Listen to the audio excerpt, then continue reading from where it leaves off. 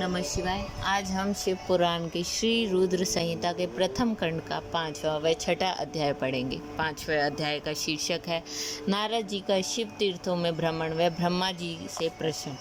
सूत जी बोले, मैं ऋषियों, भगवान श्री हरि के अंतर्ध्यान हो जाने पर मुनि श्रेष्ठ नारद शिवलिंगों का भक्ति पूर्वक दर्शन करने के लिए निकल गए।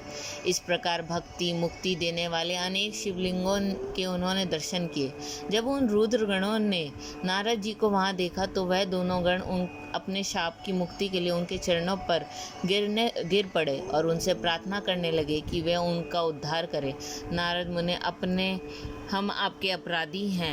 राजकुमारी श्रीमती के स्वयंवर में आपका मन माया से मोहित था। उस समय भगवान शिव की प्रेरणा से आपने हमें शाप दे दिया था। अब आप हमारी जीवन रक्षा का उपाय कीजिए। हमने अपने कर्मों का फल भोग लिया है। कृपया कर हम पर प्रसन्न होकर हमें शाप मुक्त कीजिए। नारद जी ने कहा, हे रुद्रगणों, आप महादेव के गण हैं एवं सभी के लिए आदरणीय हैं। उस समय भगवान शिव की इच्छा से मेरी बुद्धि भ्रष्ट हो गई थी, इसलिए मोहवश मैंने आपको शाप दे दिया था। आप लोग मेरे इस अपराध को क्षमा कर दे, परंतु मेरा वचन झूठा नहीं हो सकता, इसलिए मैं आपको शाप से मुक्ति का उपाय बताता हूँ। मुनिवर, वृषर्वा के वीर्य द्वारा तुम एक राक्षसी के गर्भ में जन्म लोगे। समस्त दिशाओं में रावण और कुंभकर्ण के नाम से प्रसिद्धि पाओगे। राक्षस राज का पद प्राप्त करोगे। तुम बलवान व वैभव से युक्त होगे। तुम्हारा प्रताप सभी लोकों में फैलेगा। समस्त ब्रह्मांड के राजा होकर भी भगवान शिव के परम भक्तों में होगे। भगवान शिव के ही दूसरे स्वरूप श्री विष्णु के अवतार के हाथों से मृत्यु पाकर तुम्हारा उद्धार होगा तथा फिर अपने पद पर प्रतिष्ठित हो जाओगे। सूत जी कहने लगे कि इस प्रकार नारद जी का कथन सुनकर वे दोनों रुद्रगण प्रसन्न होते हुए वहां से चले गए और नारद जी भी आनंद से सरोभोर हो मन ही मन शिव जी का ध्यान करते हुए शिव तीर्थों का दर्शन करने लगे। इसी प्रकार भ्रमण करते करते वे शिव के प्रिय नगरी काशीपुरी में पहुंचे और काशीनाथ का दर्शन कर उनकी पूजा उपासना की। श्री नारद जी शिव जी की भक्ति में डूबे। उनका स्मरण करते हुए ब्रह्मलोक को चले गए। वहां पहुंचकर उन्होंने ब्रह्मा जी को आदर पूर्वक नमस्कार किया और उनकी स्तुति करने लगे। उस समय उनका हृदय शुद्ध हो चुका था और उनके हृदय में शिव जी के प्रति भक्ति भावना ही थी और कुछ नहीं। नारद जी बोले, हे पितामह, आप तो पर ब्रह्म परमात्मा के स्वरूप की अच्छी प्रकार से जानते होंगे। आपकी कृपा से मैंने भगवान विष्णु के महात्म्य का ज्ञान प्राप्त किया है एवं भक्ति मार्ग, ज्ञान मार्ग, तपो मार्ग, दान मार्ग तथा तीर्थ मार्ग के बारे में जानना है, परंतु मैं शिव तत्व के ज्ञान को अभी तक नहीं जान पाया। मैं उनकी पूजा विधि को भी नहीं जानता हूँ, अतः अब मैं उनके बारे में सब कुछ जानना चाहता हूँ। मैं भगवान शिव के विभिन्न चरित्र, उनके स्वरूप तथा वे सृष्टि के आरंभ में, मध्य में किस रूप में थे, उनकी लीलाएं कैसी होती हैं और प्रलय काल में भगवान शिव कहाँ निवास करते हैं, उनका विवाह तथा उनके पुत्र कार्तिकेय के जन्म आदि की कथाएं मैं आपके श्रीमुख से सुनना चाहता हूँ। भगवान शिव कैसे प्रसन्न होते हैं और प्रसन्न होने पर क्या क्या प्रदान करते हैं, इस संपूर्ण वृत्तांत को मुझे बताने की कृपा करें। अपने पुत्र नारद की यह बात सुनकर पितामह ब्रह्मा बहुत प्रसन्न हुए। छठा अध्याय, ब्रह्मा जी द्वारा शिव तत्व का वर्णन। ब्रह्मा जी ने कहा, हे नारद, तुम सदैव जगत के उपकार में लगे रहते हो। तुमने जगत के लोगों के हित के लिए बहुत उत्तम बात पूछी है, जिसके सुनने से मनुष्य के सब जन्मों के पापों का नाश हो जाता है। उस पर ब्रह्म शिव तत्व का वर्णन मैं तुम्हारे लिए कर रहा हूँ। शिव तत्व का स्वरूप बहुत सुंदर और अद्भुत है। जिस समय महाप्रलय आई थी और पूरा संसार नष्ट हो गया था, तब चारों ओर सिर्फ अंधकार ही अंधकार था। आकाश व ब्रह्मांड तारों व ग्रहों से रहित होकर अंधकार में डूब गए थे। सूर्य चंद्रमा दिखाई देने बंद हो गए थे। सभी ग्रह और नक्षत्रों का कहीं पता नहीं चल रहा था। दिन रात अग्नि जल कुछ भी नहीं था। प्रधान आकाश और अन्य तेज भी शून्य हो गए थे। शब्द स्पर्श गंध रूप रस का अभाव हो गया था। सत्य असत्य सब कुछ खत्म हो गया था। तब सिर्फ सत्य ही बचा था। उस तत्व को मुनि जन एवं योगी अपने हृदय के भीतर ही देखते हैं। वाणी, नाम, रूप, रंग आदि क्या वहां तक पहुंच नहीं है।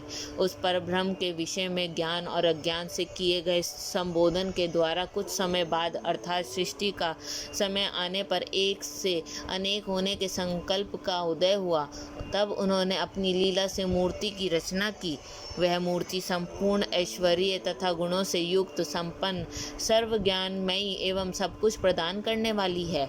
यह सदाशिव की मूर्ति है। सभी पंडित विद्वान इसी प्राचीन मूर्ति को ईश्वर कहते हैं। उसके अपने शरीर से स्वच्छ शरीर वाली एवं स्वरूप भूता भक्ति की रचना की है।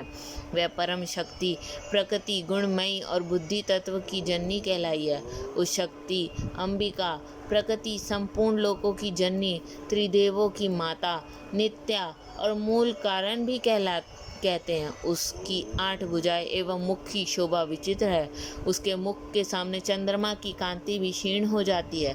विभिन्न प्रकार के आभूषण एवं गतियां देवी की शोभा बढ़ाती हैं। वे अनेक प्रकार से अस्त्र शस्त्र धारण किए हुए हैं। सदाशिव को ही सब मनुष्य परम पुरुष, ईश्वर, शिव, शंभु और महेश्वर कहकर पुकारते हैं। उनके मस्तक पर गंगा, बाल में चंद्रमा और मुख में 3 नेत्र शोभा पाते हैं। उनके 5 मुख हैं तथा 10 भुजाएं के स्वामी एवं त्रिशूलधारी हैं। वे अपने शरीर में भस्म लगाए हैं। उन्होंने शिव लोक नामक क्षेत्र का निर्माण किया है। यह परम पावन स्थान काशी नाम से जाना जाता है। यह परम मोक्षदायक स्थान है।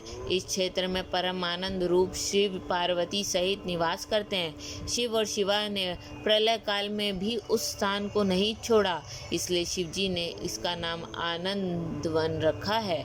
एक दिन आनंद वन में घूमते समय शिव शिवा के मन में किसी दूसरे पुरुष की रचना करने की इच्छा हुई। तब उन्होंने सोचा कि इस का भार किसी दूसरे व्यक्ति को सौंपकर हम यहीं काशी में विराजमान रहेंगे। ऐसा सोचकर उन्होंने अपने भाग के 10वें अंक पर अमृत मल दिया, जिससे एक सुंदर पुरुष वहां प्रकट हुआ, जो शांत और सत्व गुणों से युक्त एवं गंभीरता का अथाह सागर था। उसकी कांति इंद्रनील मणि के समान श्याम थी।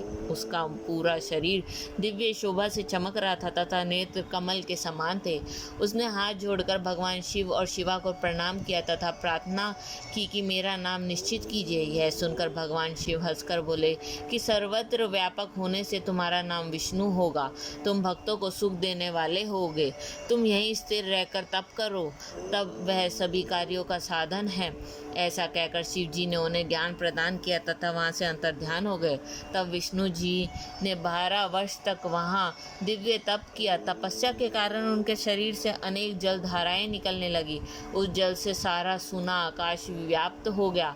वह ब्रह्म रूप जल अपने स्पर्श मात्र से पापों का नाश करने वाला था। उस जल में भगवान विष्णु ने स्वयं शयन किया। नार अर्थात जल में निवास करने के कारण ही वह नारायण कहलाए। तब ही से उन महात्मा से सब तत्वों की उत्पत्ति हुई। पहले प्रकृति से महान और उससे 3 गुण उत्पन्न हुए तथा उनसे अहंकार उत्पन्न हुआ। उससे शब्द, स्पर्श, रूप, रस और गंध एवं 5 भूत प्रकट हुए। उनसे ज्ञान इंद्रियां एवं कामेंद्रियां बनी। उस समय एकाकार 24 तत्व प्रकृति से प्रकट हुए एवं उनको ग्रहण करके परम पुरुष नारायण भगवान शिव जी की इच्छा से जल में सो गए।